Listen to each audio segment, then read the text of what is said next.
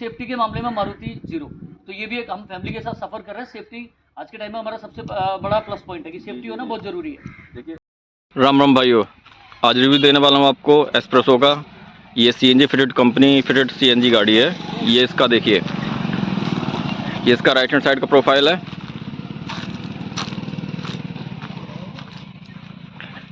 ये इसका back side का प्रोफाइल है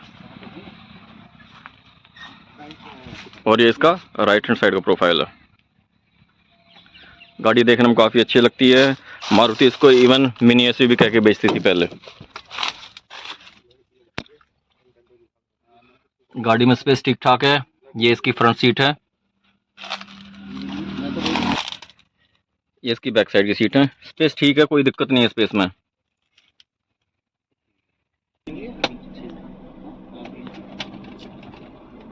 क्लस्टर कुछ इसका इस तरह का लगता है। 83,243 किलोमीटर गाड़ी चली है दोस्तों, और ये कंपनी फिटेड सीएनजी गाड़ी है। तो चलिए मिलते हैं इनके ऑनर से। देखो, बूस्ट स्पेस के नाम पे दोस्तों इसमें कुछ नहीं बचता है। बूट स्पेस के नाम पे कुछ नहीं है, बहुत मतलब जगह बचती ही नहीं है। ये दोस्तों इसका इंजन भी देखिए, 3 सिलेंडर इंजन है और ये 1 लीटर का इंजन है जो K10 में भी आता है और वैगनर सीएनजी में भी आता है। ये देखिए, ABS का मॉड्यूल है इसका। ये इंजेक्टर रेल है इसकी, इंजेक्टर रेल ये है सीएनजी की। ये इसका ECU है। कंपनी फिटेड में दोस्तों यही फ़ायदा रहता है कि सीएनजी की मैपिंग बहुत बढ़िया रहती है। ये इसका रिड्यूसर है और ये मीटर है, उसका गेज है। एयर इनटेक है। यहाँ इसकी थ्रॉटल बॉडी है। ये मैप सेंसर है इसका। बाकी सारे और कंपोनेंट्स हैं, बैटरी है। नीट एंड क्लीन है, कोई ऐसी दिक्कत नहीं है काम करने में ना, कोई दिक्कत नहीं है। मारुति के अंदर दोस्तों आपको ये चीज़ देखने को मिलेगी, स्पेस बहुत अच्छा रहता है। मतलब मैकेनिक को ना काम करने में कोई प्रॉब्लम नहीं होती है। राम राम रोहतास जी। राम राम भैया, कैसे हैं आप? मैं बढ़िया, आप कैसे हैं साहब? बहुत बढ़िया, बहुत बढ़िया। तो रोहतास जी, ये आपसे अपनी गाड़ी का जो यूज़र का एक्सपीरियंस है ना आपका, जी। ये गाड़ी आपने कब खरीदी और कैसे खरीदी है?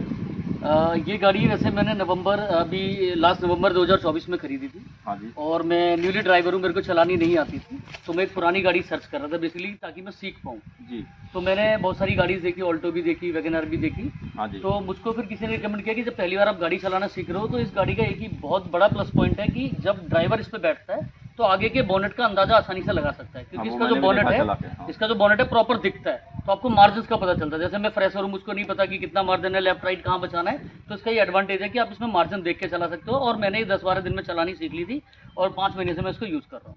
सर, आपने जब ये गाड़ी खरीदी तो किन किन बातों का ध्यान रखा था? सेकंड हैंड गाड़ी अपने खरीदे तो बिल्कुल, तो आप हमारे व्यूअर्स को ये भी बताइए, अगर सेकंड हैंड गाड़ी खरीद रहे तो उनको किन किन बातों का ध्यान रखना चाहिए, और साथ में ये भी बताइए कितने की खरीदी आपने? बेसिकली अगर आप पुरानी गाड़ी खरीदे तो सबसे पहले तो आपको ये डिसाइड करना पड़ेगा कि जगह कौन से, कहाँ से परचेज कर रहे हैं। नॉर्मली जैसे आप डीलर्स के पास जाते हैं तो पुरानी गाड़ी बेचते हैं, तो वो क्या करते हैं, गाड़ी को चमका के खड़ी करते हैं। जैसे हिंदी भाषा में बात करें, डेंटिंग पेंटिंग करके खड़ा कर दिया। मैं नया बंदा गया, मैंने देखा रहे तो चमक रही है, मैंने खरीद लिया। बट बिल्ड क्वालिटी की उसकी क्या जांच हुई है वो हमको नहीं पता। जैसे मैंने मुझको तो पता नहीं भी इंजन में क्या जांच होनी चाहिए, गाड़ी में क्या होना चाहिए। तो हमने ये गाड़ी ट्रू वैल्यू से खरीदी। हमारे एक मित्र हैं, उन्होंने हमें रिकमेंड किया था ट्रू वैल्यू जाओ, क्योंकि उनके कुछ पैरामीटर्स हैं। जब वो पुरानी गाड़ी कस्टमर से खरीदते भी हैं तो उसकी पूरी जाँच करते हैं, और इनकेस उसमें अगर कुछ कमियाँ होती है तो उसको पहले उसको ठीक करते हैं, वो भी ऑथराइज सर्विस सेंटर के थ्रू। तो जब भी मैंने खरीदी ट्रू वैल्यू से, तो उन्होंने आगे की जो वारंटी दी है, इसकी 1 साल की वारंटी है मेरे पास प्रॉपर, वो भी मारुति अरीना जो फरीदाबाद का शोरूम है उनकी तरफ से वो क्लेम हो रही है। इसमें 3 सर्विस उन्होंने मुझको इसमें फ्री दी थी। तो गाड़ी आपको चलाने में कैसे लगी? गाड़ी बहुत बढ़िया है, कंफर्ट है। बस एक ही चीज़ है, थोड़ा स्पेस के मामले में, जैसे छोटी फैमिली के लिए गाड़ी ठीक है। अगर आप जैसे पहली बार सीख रहे हो, बड़ी गाड़ी का अंदाज़ा लगाना भी मुश्किल है, तो इसमें छोटी गाड़ी है। बट फैमिली के हिसाब से, जैसे मैं दिल्ली में वर्किंग हूँ तो वहाँ पे बहुत छोटी छोटी जगह है, मार्केट्स में करता हूँ, वहाँ पे घुसने में बड़ी दिक्कत होती है बड़ी गाड़ी। इसमें ये फ़ायदा है कि मैं कहीं भी आराम से पार्किंग ढूंढ के लगा देता हूँ और आराम से निकाल लेता हूँ छोटे मोटे स्पेस में से, ये फ़ायदा है इसका। तो सर, अगर इस गाड़ी के मेंटेनेंस कॉस्ट के बारे में बात करें तो कितना सर्विस कॉस्ट आ जाती है? मेंटेनेंस कॉस्ट अभी तक वैसे मैंने इसका पेड सर्विस एक भी नहीं कराया है, क्योंकि इसमें 3 पेड सर्विस मेरे को दिया था ट्रू वैल्यू की तरफ से, 2 हुआ है अभी। बट जो आइडियल जो लोग बताते हैं, मारुति का सर्विस बहुत कम है, मेंटेनेंस मतलब 1000-1500 के आसपास का खर्चा आता है 3-4 हज़ार किलोमीटर के बाद। तो ये भी एक रीज़न था इसको परचेस करने का मारुति की, उसका मेंटेनेंस कॉस्ट बहुत कम है। सर, स्पेस के मामले में आपको ये गाड़ी कैसी लगी है? चाहे वो इसके गाड़ी के अंदर का स्पेस हो, चाहे फिर वो बूट स्पेस हो? देखिए स्पेस के मामले में तो थोड़ा सा आपको समझौता करना पड़ेगा। अगर आप छोटी गाड़ी सर्च कर रहे हैं, फैमिलियर है ठीक है, बट स्पेस बिल्कुल भी नहीं है। बूट स्पेस की बात करें, पीछे इसमें बिल्ट इन सीएनजी है जो कंपनी फिटेड है, तो उसमें पीछे बिल्कुल स्पेस नहीं है। बिल्कुल स्पेस मतलब ये कि मैं और अगर फैमिली बैठ जाती तो बैग रखने के लिए थोड़ा सा कंजस्टेड है कि हमको एडजस्ट करना पड़ता है। बूट स्पेस के नाम पे जीरो है। के नाम पे 0 मिलता हाँ है। बिल्कुल।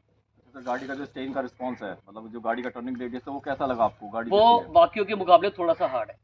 और मैंने लेने से पहले भी इसके रिव्यूज़ पढ़े थे, तो लोगों ने ये फीडबैक रिव्यूज़ में भी दिया था कि भाई गाड़ी का जो स्टीयरिंग है बाकी जैसे ऑल्टो या वैगनआर जितना स्मूथ है उतना स्मूथ नहीं है, थोड़ा सा हार्ड है। अच्छा सर, जैसे मारुति इसको ना, क्या पहले जब इसको बेची तो मिनी एसयूवी कह के बेची, तो आपको क्या लगता है वाकई में ये मिनी एसयूवी है? देखिए मिनी एसयूवी तो नहीं है, हम मारुति क्लेम कर रही है वो अलग बात है, उनका अपना जजमेंट है। बट एक्चुअल में देखा जाए तो इस गाड़ी के अंदर मतलब एसयूवी वाला तो कुछ नहीं है। छोटी है, हाइट ऊंची कर दी है। मतलब ऑल्टो का क्या है, हाइट थोड़ा सा नीचे डिजाइन है। कर दिया मतलब एक तरह से। डिजाइन में अच्छी लगती है, थोड़ी ऊंची है, बट वैसे अगर आप देखोगे तो उतना मतलब मजबूत बिल्ड क्वालिटी नहीं है गाड़ी की। बिल्ड क्वालिटी के नाम पे जीरो है। मतलब जो सेफ्टी रेटिंग है वो भी जीरो मैंने पढ़ा, और वैसे भी मैंने एक दो बार यूज करके देखा, छोटा मोटा लग जाता है तो थोड़ा सा गाड़ी में दिक्कत है। मतलब बिल्ड क्वालिटी बिल्कुल जीरो है। सर जैसा मारुति के बारे में कहावत है, मतलब मारुति मतलब है टीन का डब्बा, तो आप वो मानते हैं या नहीं मानते? बिल्कुल, मैं इस बात से बिल्कुल बिल्कुल 100% सहमत हूँ। और मैंने ये अभी फील करा, पीछे नेहरू प्लेस में मेरी गाड़ी पीछे से हल्की सी लगी, उसका पूरा बम्पर बाहर आ गया, बहुत माइनर। और पीछे प्लास्टिक बहुत है। मतलब आप देखोगे गाड़ी में अगर ऐसे घूमोगे तो मेरे को लग रहा है बोनेट और छत के अलावा सब प्लास्टिक है। तो फाइबर का यूज बहुत ज़्यादा किया? बहुत ज़्यादा यूज़ किया, बहुत ज़्यादा फाइबर का यूज़ किया। जो अंदर जो आपको जो प्लास्टिक की क्वालिटी लगी है इंटीरियर के अंदर, क्वालिटी आपको कैसी लगती है?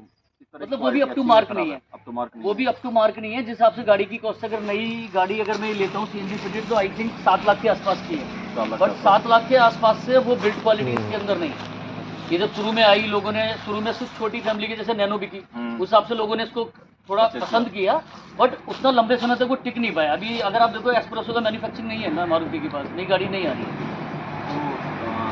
तो बता दी आपने कितने किलोमीटर गाड़ी चलाई है? मैंने ये जब लिया था 70,000 किलोमीटर चली हुई थी जो फर्स्ट ओनर था उसके पास, और अभी मैंने ये 5 महीने में ऑलमोस्ट 15,000 किलोमीटर के आसपास चलाई है। इन 15,000 किलोमीटर में आपने कभी कोई किसी तरह की प्रॉब्लम फेस की गाड़ी के अंदर? नहीं, ऐसी तो प्रॉब्लम मेरे को फेस नहीं हुई गाड़ी में। मैंने लंबे रूट 250-300 किलोमीटर तक मैक्सिमम चलाई है अभी। और इवन मेरा एक दोस्त अभी नीम करौली भी लेके गया, और सीएनजी पे गाड़ी चढ़ाई पे भी ऊपर चढ़ी, तो गाड़ी का इंजन ठीक है, मतलब स्ट्रॉन्ग है, भागती भी बहुत है, अच्छा खासा है, माइलेज भी अच्छा है। मतलब सीएनजी की अगर मैं माइलेज की बात करूँ तो नॉर्मल जो कंजेस्टेड एरिया है जहाँ पर, वहाँ पर 26-27 का एवरेज दे दी थी, और मैं हाईवे पे 32-33 तक चला जाता है। सर सीएनजी के साथ में जो इसका एसी का रिस्पांस आता है, कूलिंग है, वो किस तरह की लगी आपको? कूलिंग अप टू मार्क नहीं है। अब तो मार्क नहीं है। ठीक है, मतलब मैं फर्स्ट की अगर बात करूँ तो फर्स्ट पे जैसे ठंडी हवा आपको फील आएगी, और आपको थोड़ा सा चिड़ चाहिए तो दो पे करना पड़ेगा, उसमें भी समय लेता है कूल होने में। मतलब कूलिंग कैपेसिटी जो मतलब उतना मजबूत नहीं है, हल्का ही है। अगर कूलिंग कैपेसिटी को अपन K10 और वैगनआर से कंपेयर करें तो उनके सही है या उसी के जैसी है? उससे नीचे है वैगनआर का भी, और इवन अल्टो भी। अगर आप देखोगे नई अल्टो जो आ रही है K10 अगर हम लेते हैं तो उसका भी कूलिंग कैपेसिटी और मजबूती इससे बेहतर है। इससे बेहतर है। हाँ, इसका उस मामले में थोड़ा सा हल्का है। तो रोहतास जी, इस गाड़ी को आप हमारे जो व्यूअर्स हैं उनको सजेस्ट करेंगे नई गाड़ी या ब्रांड न्यू गाड़ी परचेज करने के लिए? देखिए मैं ये कहना चाहता हूँ आपके जो व्यूअर्स हैं उनको, कि अगर आप पहली बार गाड़ी खरीद रहे हैं जी। और आप सीखना चाहते हैं तो आप ये रिकमेंड है, क्योंकि छोटी गाड़ी आप आसानी से सीख सकते हो और बहुत छोटी छोटी जगह में निकल जाती है आराम से। लेकिन अगर आप ड्राइवर हैं, अच्छी खासी गाड़ी चलते, तो इससे ऊपर वाली गाड़ी आप परचेज करें तो ज़्यादा बेहतर है, क्योंकि सेफ्टी के मामले में मारुति जीरो।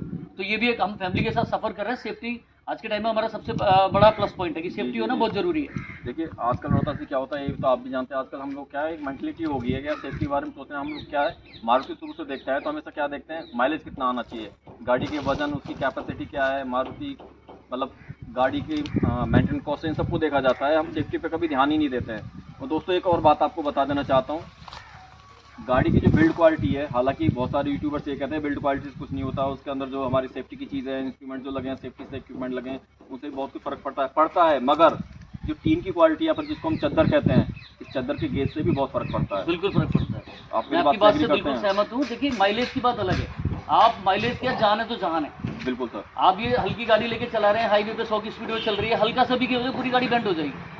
अब वहाँ पर अब जब हम बचेंगे तो माइलेज क्या करेगा? तो माइलेज तो बात की बात है, पहले सेफ्टी, क्योंकि आपके साथ उस गाड़ी में और भी 4 लोग बैठे हुए हैं, आपके साथ एक परिवार बैठा हुआ है, तो सेफ्टी बहुत जरूरी है। माइलेज मैं बोलूँगा, जो लोग माइलेज की बात करते हैं हो सकता है उनका पॉइंट ऑफ व्यू दूसरा हो, बट मेरे हिसाब से अगर जाने तो सेफ्टी फर्स्ट।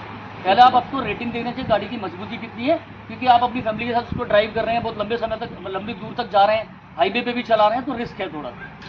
इवन सब ये गाड़ी में हाईवे पे चला दो तो बड़ी गाड़ी निकल जाती है, तो मुझको ये हल्का सा वाइब्रेट फील होता है कि भाई कितनी हल्की है, कोई ट्रक ब्रेक निकल जाता है तो। अच्छा, रोदा सी जो गाड़ी की जो ब्रेकिंग है, जो ब्रेकिंग बाइट है, जब आप ब्रेक लेते हैं 70 to 80 या जो भी स्पीड पर आप चलाते हैं, एक तो हमारे व्यूअर्स को ये बताइए कि आपकी जो एवरेज स्पीड रहती है वो कितना रहती है, और दूसरा इसका जो ब्रेक बाइट है वो कैसा है? देखिए एवरेज स्पीड में वैसे नॉर्मली दिल्ली की लोकल मार्केट में इस गाड़ी को ज़्यादा चलाता हूँ तो वहाँ 40-50 की एक एवरेज स्पीड है, तो वहाँ ब्रेक का इतना पता नहीं चल पाता है। बट हाईवे पे जब मैं कभी चलाता हूँ तो मतलब उतना मजबूत नहीं है कि मुझे लगे कि मैं 80 पे इसको रोकूंगा तो एकदम से रुक जाएगी, नहीं, पॉसिबल नहीं है। गाड़ी लंबे आगे तक चलती है, लगने के चांसेस ज़्यादा हैं, तो ब्रेक की जो वो है क्षमता वो भी उतनी मजबूत है नहीं, जब ब्रेक बाइट कम है इसका मतलब? बहुत कम है। तो रोदा जी आपने बहुत अच्छा ओपिनियन अपना शेयर किया हम लोग के साथ में, जो आपका यूज़र एक्सपीरियंस था वो काफ़ी हेल्प करेगा हमारे जो व्यूवर्स हैं उनको। बिल्कुल बिल्कुल बिल्कुल सर आपने अपना टाइम निकाल के हमको दिया, इसके लिए आपका बहुत बहुत धन्यवाद बिल्कुल, करते हैं अपने दिल से। दोस्तों आपका अगर भी आपको बहुत-बहुत वीडियो आपको पसंद आए तो please like share and subscribe जरूर कीजिएगा। दोस्तों अगर आप एक्सप्रेसो का प्लान कर रहे हैं या फिर सेकंड हैंड एक गाड़ी देख रहे हैं, तो जो रोदा जी ने पॉइंट्स आपको बताया ना, उनको एक बार जरूर से कंसीडर कीजिएगा। मिलूंगा आपसे नेक्स्ट वीडियो में, तब तक के लिए खुश रहिए, मस्त रहिए, धन्यवाद। धन्यवाद।